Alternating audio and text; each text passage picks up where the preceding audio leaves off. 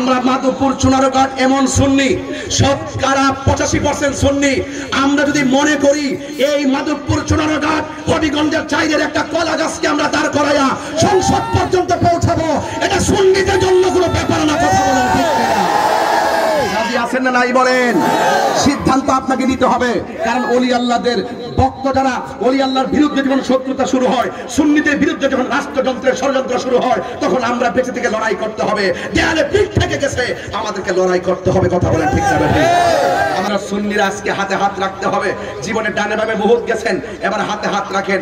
অন্তত পক্ষে আমি মাধবপুর চুনারঘাটে 22 বছর ধরে ওয়াজ করি, কোনোদিন জবানের খেলাপ করি নাই, কোনোদিন কোনো মাহফিল ক্যান্সেল করি নাই, কোনোদিন আপনাদের মনে কষ্ট দেয় নাই। আমি পরিষ্কার ভাষায় বলবো, যখন আমার 90টা মাজারে আক্রমণ করেছে, যখন মসজিদের ইমাম রইসুদ্দিনকে যখন নির্মম ভাবে মব ভায়োলেন্সের মাধ্যমে দিবালোকের ন্যায় একদম তাকে হত্যা করা হয়েছে, সে মৃত্যুর আগে পানি চেয়েছিল, তাকে পানিটা পর্যন্ত দেওয়া হয় নাই। ওই আসামিরা দিব্যি ঘুরে বেড়াচ্ছে, আমরা বিচার পাই নাই। আমরা বিচার পাই নাই শহীদ রুস্তম ফারুকীর হত্যাকারীদের, আমরা বিচার পাই নাই খাজা বাকি বিল্লাহ গুম হয়ে গেল সেই গুমকারীদের। এই জন্য সুন্নিরা আর ঘুমিয়ে থাকলে চলবে না। অন্তত পক্ষে 365 দিনের ভিতরে 364 দিন আমি আপনাকে সময় দিলাম, কিন্তু আমার একটা কথা তো আপনারা মানবেন, আমার একটা কথা তো আপনারা মানবেন। যদি নবীর জন্য যদি আমাদেরকে ভালোবেসে থাকেন, আর আমরা যদি নবীর আপনাকে ভালোবেসে থাকি, এবারের সামনের একটা দিন আমাকে দিবেন। সেই দিনটা হলো সারা বাংলাদেশের সুন্নিদের কাছে আমার একটাই চাওয়া থাকবে, এবার নিয়ত করবেন সুন্নি হয়ে লড়বো। যারা রাজি আছেন হাত তুলে দেখবেন ইনশাআল্লাহ। আমার জীবনে গত 1.5 বছরে এই পর্যন্ত যে মুনাফিক দেখছি এই দেশে, আমার জন্মের পর এমন মুনাফিক দেখি নাই যারা এসে জান্নাতে টিকিট বেচতেছে। এই ব্যাপারে সাবধান থাকতে হবে, ঠিক না বেটে? কিসের টিকিট বেচতেছে? যে টিকিট বেচতেছে, এরা এতদিন আছেন কই? এতদিন কোথায় ছিল? এরা এতদিন লুঙ্গি নিচে ছিল। কি খাইছে? চা খাইছে, বিস্কুট খাইছে, চা পান খাইছে, এরপর কফি খাইছে, রং চা খাইছে, দুধ চা খাইছে, টোস্ট বিস্কুট খাইছে, মাঝে মাঝে বান্ডেল নিছে, নিয়ে বিজনেস করছে। এখন আবার ফাঁকেতে বাইরেছে। আমরা ইসলামে কায়েম করতে চাই। এই দেশের 63-70% সুন্নিদেরকে মাইনাস ফর্মুলায় রেখে রাষ্ট্রযন্ত্র কোনো ধর্মীয় সিদ্ধান্ত নিতে পারবে না। কথা বলেন ঠিক কিনা বলেন? আমি পরিষ্কার ভাষায় সেদিনে বলেছি, রাষ্ট্রযন্ত্রের গুরুত্বপূর্ণ জায়গা আমাকে ফোন করে যাওয়ার জন্য আমি কি বলতে চাই? আমি বলতে চাই ওই কথাটাই, এই দেশ আউলিয়া কিরামের দেশ, আউলিয়াদের মাধ্যমে এই দেশের মাটি জন্ম হয়েছে। এই মাটি সুন্নিদের মাটি, আর বাকি যারা আছে তারা হলো দখলদার। কথা বলেন ঠিক কিনা বলেন?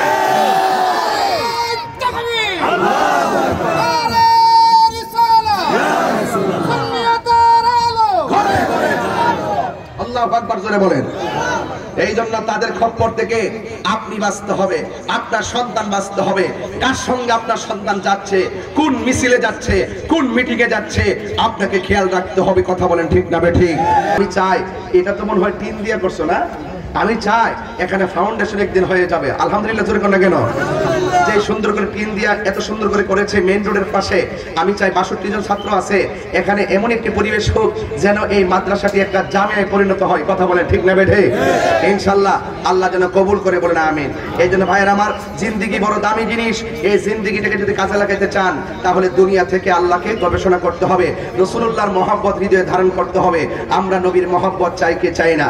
সময়টা অনেক অল্প, এরপর আবার বলি, আল্লাহ রাসূলের মহব্বত হৃদয়ে যত বেশি রাখবেন, আপনার হায়াতে বরকত হবে, আপনার কর্মে বরকত হবে, আপনার রিজিকে বরকত হবে, আপনার কবরে জিন্দেগিতে বরকত হবে, হাসরের ময়দানে বরকত হবে।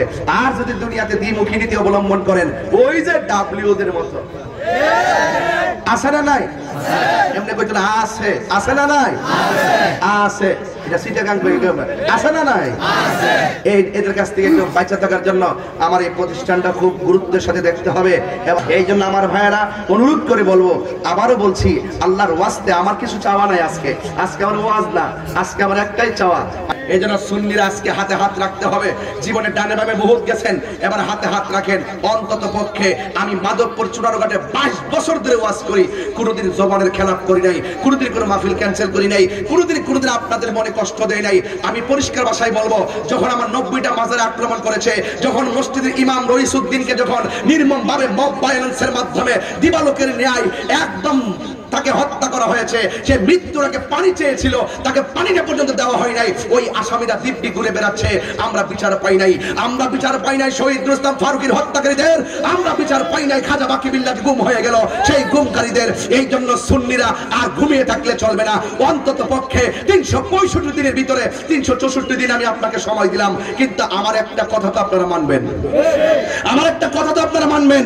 যদি নবীর জন্য যদি আমাদেরকে ভালোবেসে থাকেন, আর আমরা যদি নবীর জন্য আপনাকে ভালোবেসে থাকি, এবারের সামনের একটা দিন আমাকে দিবেন। সেই দিনটা হলো সারা বাংলাদেশের সুন্নিদের কাছে আমার একটাই চাওয়া থাকবে, এবার নিয়ত করবেন সুন্নি হয়ে লড়ব। তারা রাজি আছেন? হাত তুলে দেখবেন ইনশাআল্লাহ।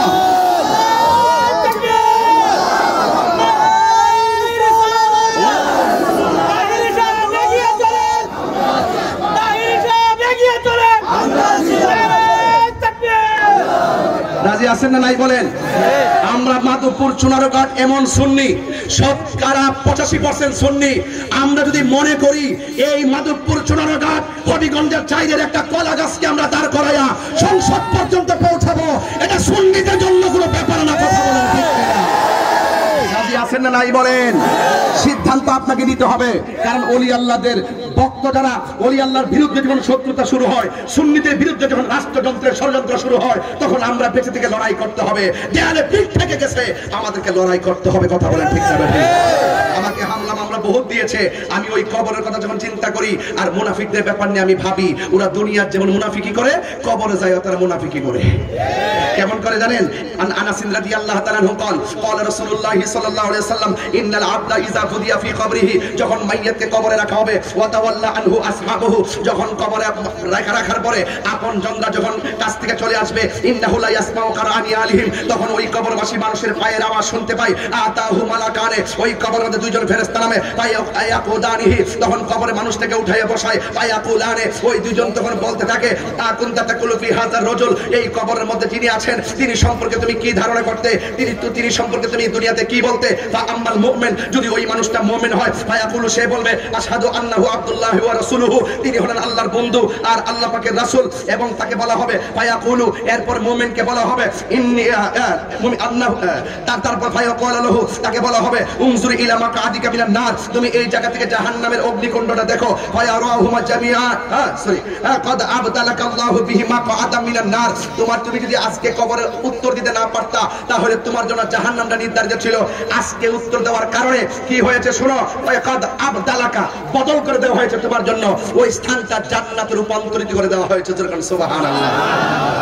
এরপরে আসেন ওয়া আম্মাল মুনাফিক ওয়াল কাফির, আর কবরের মানুষটা যদি মুনাফিক হয়, ফায়ুকালু লাহু, তাকে বলা হবে মা কুনতা তাকুলু ফি হাযার রাজুল, এই নবী সম্পর্কে তুমি কি বলতে? ফায়াকুলু, ওই মুনাফিক দেখেন দুনিয়াতে যেমনে যেন কইতো, যে আইব যে আয়ে হেরের কো, আমরা তো আপনার সাথে আছি, আমরা আপনার সাথে আছি, আমরা তো হেরের লগে মেমনে চলতাছি, বান্ডিল দিলেই চলছে। এমন কিছু মুনাফিক সমাজে আছে না নাই? কবরের মধ্যে যাওয়ার পরে বলবে কি জানেন? বলবে লা আদ্রি, আমি জানি না, কুনতু আকুলু মা ইয়াকুলুন নাস, মানুষ যা কইতো আমিও দুনিয়াতে তাই কইতাম, হইন্য আমি তাই কইতাম। দেখছেন না কিছু কিছু পোলাপান লাঠি দিয়ে রোডে নামাই দেয়, পুলিশ যখন ধরে এই তোর নাম লিখি লেগা, আমরা জানি না কি নাম, সব হুজুর কইছে।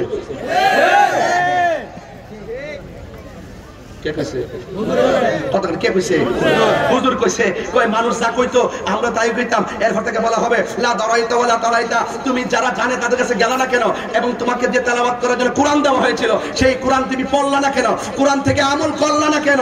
এরপরে কি হবে দেখেন মুনাফিকদের জন্য, ওয়া ইউদরাবু বিমা তারকি মিন হাদিদিন দারবাতান ফায়াসিফু সাইহাতান ইয়াসমাউহা মাইয়ালিহি গায়রা সাকালাইন আই ইল্লা সাকালাইন, গায়রা সাকালাইন আই ইল্লা সাকালাইন। ওই কবরে মুনাফিককে সাইজ করার জন্য, কাফেরকে সাইজ করার জন্য আল্লাহ রাব্বুল আলামিন একটা লোহার হাতুড়ি দিয়ে ফেরেশতা পাঠিয়ে দেওয়া হবে, ফেরেশতা পাঠিয়ে দেওয়া হবে। আরে বাবা, ফেরেশতা পাঠিয়ে দেওয়া হবে, তাকে এমন ফিডাইব, ইল্লা সাকালাইন আই গায়রা সাকালাইন, গায়রা সাকালাইন আই ইল্লা সাকালাইন। সাকালাইন মানে হলো মানুষ এবং জিন, এই দুইটা জাতি কবরের কান্নার আওয়াজ শুনবে না। মুনাফিকদের যে জুতাটা ফিডাইব, আরে লোহার হাতুড়িতে ফিডাইব, এই দুনিয়ার কোনো মানুষ শুনবে না, দুনিয়ার কোনো জিন শুনবে না, দুনিয়ার কেউ শুনবে না। কে শুনবে? কই জীবজন্তু পশু পাখি তারা শুনবে, কই মানুষ শুনবে না কেন? এই জন্য শুনবে না, ওয়ামা খালাকতুল জিন্না ওয়াল ইনসা ইল্লা লিয়াবুদুন, মানুষ এবং জিন জাতিকে সৃষ্টি করা হয়েছে আল্লাহর ইবাদত করার জন্য। এই জন্য মানুষের হিসাব হবে, জিনের হিসাব হবে, মানুষের বিচার হবে, জিনের বিচার হবে। এই জন্য কবরে গেলে ইমানদারের জন্য আল্লাহ পাক জান্নাতের গালিচা বিছাইয়া দিবে, আর মুনাফিকদের জন্য কিসের বাড়ি? ডান্ডার বাড়ি। কিসের বাড়ি?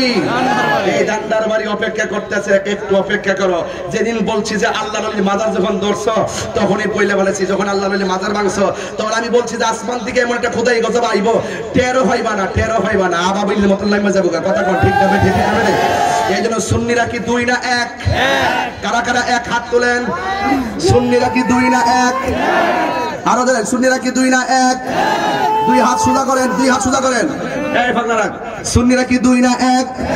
এই আওয়াজ হবে না, জোরে বলতে হবে। সুন্নিরা কি দুই না এক? পীর মাশায়েখরা কি দুই না এক? আমরা রাজনৈতিক ভাবে বৃহত্তর সুন্নি জোট কি দুই না এক? তাহলে এক যদি হয় একসাথে থাকবেন, কাহারও ক্ষতি হবে না। আর যদি আলাদা আলাদা থাকেন তাইলে সবাই ক্ষতিগ্রস্ত হবেন। আমরা এক থাকতে চাই। কথা কোন ঠিক না বেঠে?